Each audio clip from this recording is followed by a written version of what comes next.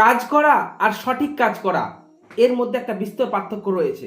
এগোনো আর সঠিকভাবে এগোনো এর মধ্যে একটা বিস্তর পার্থক্য রয়েছে।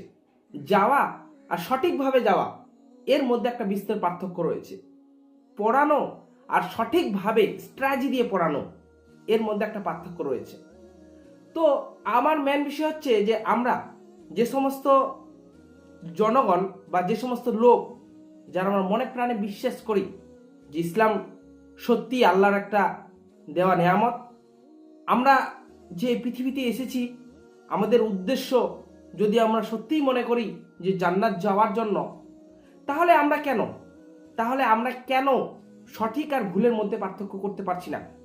কারণ সঠিক আর ভুল এটাকে আপনাকে ডিসিশন নিতে হবে। এটা ডিসিশন নেওয়ার জন্য আপনার করণীয় কি? আপনি কিভাবে নিতে পারবেন যে সঠিক কোনটা আর ভুল কোনটা? তার জন্য আপনাকে কি করা লাগবে? জ্ঞান না লাগবে, জ্ঞান, পড়াশোনা করা লাগবে। ওই জন্য তো আল্লাহ বলেছিল যে ইকরা, পড়ো। তো পড়াশোনাই যদি না করেন তাহলে আপনি জ্ঞান পাবেন কি করে আর মানুষের কাছে পৌঁছাবেন কি করে? কারণ আল্লাহ তো বলেছে যে তুমি যেটা জানো সেটা তুমি মানুষের কাছে পৌঁছাও। এটা নবীর মাধ্যমের মধ্য দিয়ে আমাদের মেসেজ দিয়েছে। তো তুমি কিভাবে মানুষের কাছে পৌঁছাবা? তোমার স্থান কোথায় যেখানে পুরো বিশ্ব তোমার অপেক্ষায় রয়েছে? তোমার নেক্সট পদক্ষেপ কি হবে? তুমি কি করতে চাও? তুমি দুনিয়ার জন্য কি করবে? যেখানে পুরো দুনিয়া তোমার দিকে তাকিয়ে, তুমি সেখানে কি করছো? তুমি সেখানে অযথা তাসের আড্ডাখানায়, চায়ের আড্ডাখানায়, তুমি বন্ধু বান্ধবের সাথে অযথা শুধু সময় কাটাচ্ছ। তুমি বুঝতে পারোনি তোমার উদ্দেশ্যটা কি। আসলে আমাদের মধ্যে হয়েছে কি জানেন, যে আমরা জনগণ বা আমরা যারা আল্লাহর বান্দা, যে আমরা আল্লাহকে বিশ্বাস করি কিন্তু মনে প্রাণে বিশ্বাস করতে পারেনি। তা না হলে আপনি আমি শুক্রবারে আমরা জুম্মার নামাজ পড়তে যাই, কিন্তু তারপরে যে 5 ওয়াক্ত সলাত রয়েছে, প্রতিদিন যে 5 ওয়াক্ত সলাতের কথা বলেছে সে তো আল্লাহই বলেছে, সেই আল্লাহর কথা শুনি না। আপনি জুম্মার নামাজটা পড়তে যান, এটা ঠিক, আপনি যান, আমি না করছি না, কিন্তু প্রশ্ন তো এখানে যে আল্লাহ কি জুম্মার নামাজই পড়তে বলেছে? শুক্রবার দিনটাই শুধু নামাজ পড়তে বলেছে? আর কি 5 ওয়াক্ত নামাজে পড়ার কথা বলেনি? আল্লাহ কি তোমাকে ইঙ্গিত করেনি? নবী কি তোমাকে জানিয়েনি? আপনার ইমাম মসজিদকে বলেনি? আপনি যখন ওয়াজ মাহফিল শুনেন সেখানে কি শোনেননি? আপনি তো কোনো অজুহাত দিতে পারবেন না। না, বিষয়টা তো এখানে। আপনার দিকে প্রশ্ন অনেক কিন্তু উত্তর আপনার কাছে একটাও নেই, অথচ নিজেকে মুসলিম দাবি করেন। এটা একটা সব থেকে ঘৃণিত জিনিস। নিজেকে মুসলিম কি করে দাবি করতে পারেন যেহেতু আপনি তো মুসলিমের ক্যাটাগরিতেই পড়েন না? তো একটা মূর্খামো না বলেন, যেটা আপনি যেই ক্যাটাগরিতে পড়েন না আবার বলেন যে আমি সেটা হই।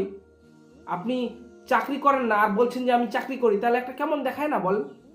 তো আল্লাহ যেখানে বলছে যে তোমাকে দৈনিক 5 ওয়াক্ত সলাত আদায় করতে হবে জামাতের সহকারে, তো তুমি সেখানে শুক্রবার মসজিদে নামাজ পড়তে যাচ্ছ, বাকি নামাজ পড়তে যাচ্ছ না।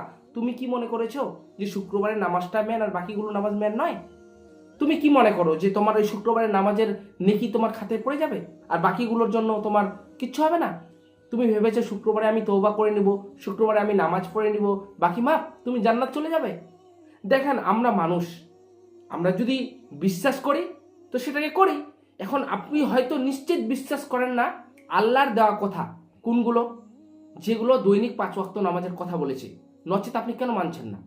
প্রশ্ন, আপনি কেন মানছেন না? যেহেতু মানছেন না সেহেতু বিশ্বাস করেন না। যদি বিশ্বাস করতেন তাহলে মানতেন। ধরে নেন আপনার এখন শরীরের মধ্যে যদি কোনো অসুখ হয়ে যায়, আল্লাহ না করেও হোক, কিন্তু যদি হয়ে যায় তো আপনি সেটা চিকিৎসার জন্য ডাক্তারের কাছে যান, ডাক্তারের পরামর্শ নেন এবং ডাক্তার যেগুলো বলে আপনি সেই অনুযায়ী চলেন, সেই অনুযায়ী কাজ করেন, সেইগুলো যেগুলো খেতে বলে সেইগুলো খান। সেইখানে তো আপনি আপনার একদম মানসিকতা ঠিক, সেখানে যেটা বলে সেটাই পঙ্খানুপুঙ্খিভাবে আপনি মেনে চলছেন। কিন্তু নামাজের দিকটা কি হয়ে গেল? আপনি বুঝতে পারেননি আপনার জীবনের সব থেকে বড় ক্ষতি সালাত ত্যাগ করা। আপনার জীবনের সব থেকে বড় ক্ষতি এটা আমি আপনাকে কি দিয়ে বোঝাবো বলেন? আপনি কুরআন হাদিস তাকে তো পড়েননি, তো আপনি বুঝবেন কি? আর আপনার ইমাম যখন আপনাকে বলে যে সালাত আদায় করো আর তুমি মোটরসাইকেল দিয়ে ধোঁয়া মেরে চলে যাও, তুমি কি মনে করেছো? তুমি মনে করেছো তোমার হিসাব হবে না, তুমি সহজেই জান্নাত চলে যাবে? জান্নাত কি অতটাই সহজ হয়ে গেল? জি এরকম না, জান্নাত এরকম না। তবে আমরা যদি এখনই এই মুহূর্তে যদি সঠিক সিদ্ধান্ততে না ফিরতে পারি তাহলে আমাদের আগামী প্রজন্ম তারা কিভাবে সঠিক সিদ্ধান্তে আসবে? আমাদের সঠিক সিদ্ধান্ত কি জানেন? আসল উদ্দেশ্য হচ্ছে জান্নাত। তো জান্নাত যাওয়া যদি আমাদের উদ্দেশ্য হয়, তো আপনি যদি জানেন তাহলেই তো আপনার প্রজন্মকে জানাবেন, আপনার প্রতিবেশীকে জানাবেন। তো আপনিই তো জানেন না, তো কি করে জানাবেন মানুষকে? প্রশ্ন কিন্তু রয়ে গেল। সম্মানিত দর্শকবৃন্দ, আমি আপনাদের কাছে প্রশ্ন রেখে গেলাম, আপনারা সচেতন হন। সচেতন না হলে কিন্তু সময় খুব খারাপ আসছে আগামী দিনে। সেটা আপনি কিভাবে ডিসাইড করবেন, আপনি জান্নাতে যাবেন না জাহান্নামে যাবেন, পরিপূর্ণ আপনার উপর নির্ভর। আসসালামু আলাইকুম আহমতুল্লাহি আবার রাখাতু।